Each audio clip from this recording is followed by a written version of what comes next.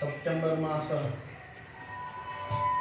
Doctor Radhakrishna Sarvepalli महोदय जयंती निमित्तेन अस्माकं विद्यालये उपस्थितः व्यासपीठाधीन ज्येष्ठ वरिष्ठ सर्वे जनाः इतोपि मम सहपाठी शिक्षकगणः समाप्ताः। अस्माकं तेषां कोऽपि सम्बन्धः नास्ति। एतस्य कारणं किम्? एतस्य कारणमस्ति शिक्षा व्यवस्था। अस्माकं भारतदेशे प्रथम आक्रमण कृतवन्तः यः अनेक जनाः सर्वेषां चिन्तितवन्तः कि किं करणीयम् एतेषाम् अहं समाप्त करणीयः।